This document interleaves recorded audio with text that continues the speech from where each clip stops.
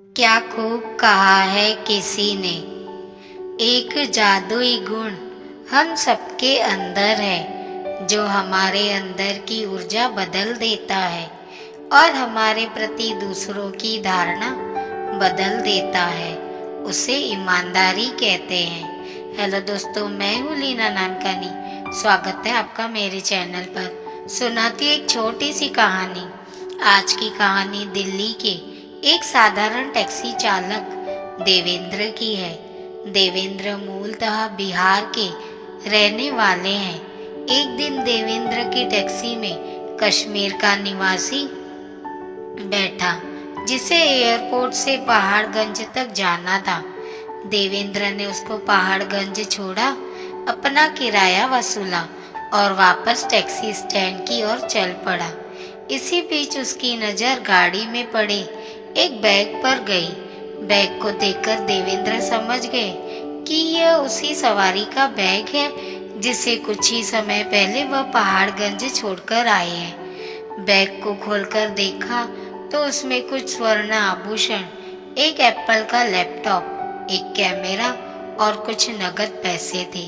सब कुछ मिला के लगभग 7 या 8 लाख का सामान था। देवेंद्र की आंखों के सामने अपनी टैक्सी के फाइनेंसर की तस्वीर आ गई। इतने आभूषण बेचकर तो उनकी टैक्सी का कर्ज आसानी से उतर सकता था। एकदम से देवेंद्र प्रसन्न हो उठे। उनके मन में बैठा रावण जाग उठा। पराया माल अपना लगने लगा।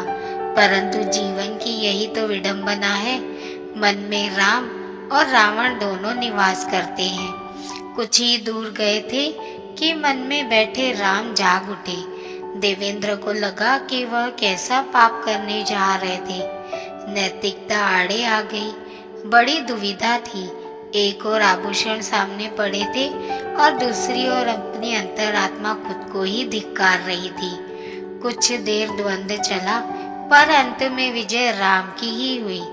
देवेंद्र पास के पुलिस स्टेशन गए और बैग ड्यूटी पर मौजूद थानेदार के हाथ में थमा दिया।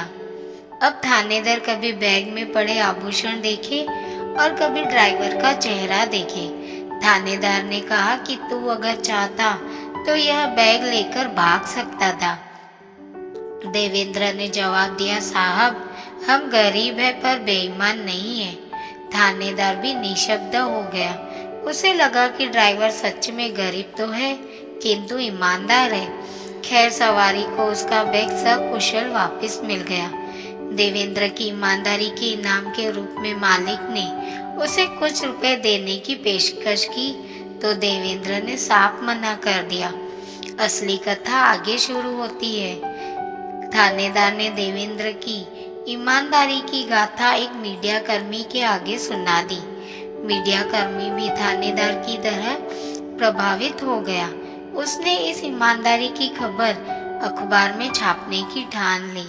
वह देवेंद्र से मिला और उसका साक्षात्कार लेते हुए पूछा, अगर बैग में पड़े सामान की कीमत 8 लाख रुपए उसे मिल जाए तो वह क्या करेगा? देवेंद्र ने कहा, पहले तो फाइनेंसर का कर्जा चुकाएगा और फिर अगर संभव हुआ तो एक टैक्सी खरीदेगा। रिपोर्टर ने कहा कि तेरे सर पर कर्ज है, तू तो बैग लेकर भाग क्यों नहीं गया? देवेंद्र ने रिपोर्टर से भी कहा कि साहब हम गरीब हैं पर बेईमान नहीं है। थानेदार की तरह अब रिपोर्टर भी प्रभावित हुआ। रिपोर्टर ने उसकी ईमानदारी की गाथा एफएम चैनल के एक रेडियो कर्मी जॉकी को बताई। एफएम रेडियो के जरिए देवेंद्र की कहानी दिल्ली वासियों को सुना दी गई। साथ ही साथ दिल्ली वालों ने देवेंद्र के कर्ज के विषय में भी बताया गया। इसी के साथ देवेंद्र का एक बैंक खाता नंबर भी दिया गया, जिसमें धनराशि डालकर वह ईमानदार देवेंद्र का कर्ज उतारने में उसकी मदद कर सकते थे। केवल 2 घंटे बाद ही मात्र 120 मिनट में दिल्ली ने देवेंद्र के खाते में 51,751 रुपए डलवा दिए और 8 लाख रुपए मिल गए मात्र 2 दिन में। सबने अपनी हैसियत के हिसाब से पैसा दिया। दिलवालों कि दिल्ली ने देवेंद्र की ईमानदारी के उपहार में उसे ऋण मुक्त कर दिया। लाखों लोगों ने उसकी ईमानदारी को सराहा। देवेंद्र आज भी कहते हैं कि मन के रावण को राम पर हावी ना होने देना उनके जीवन की सबसे बड़ी जीत थी।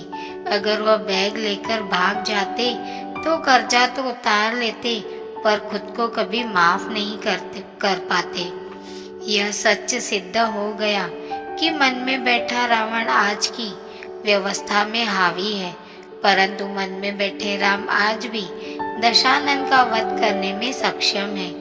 अच्छाई और बुराई में आज भी धागे भर का फासला है। इस ओर गए तो राम और उस ओर गए तो रावण। गरीब ड्राइवर देवेंद्र ने दिल की सुनी और दिमाग के तर्क को नकार दिया।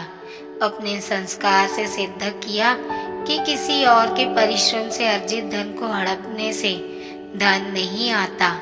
ईमानदारी ही जीवन को सुखी और समृद्ध बना सकती है।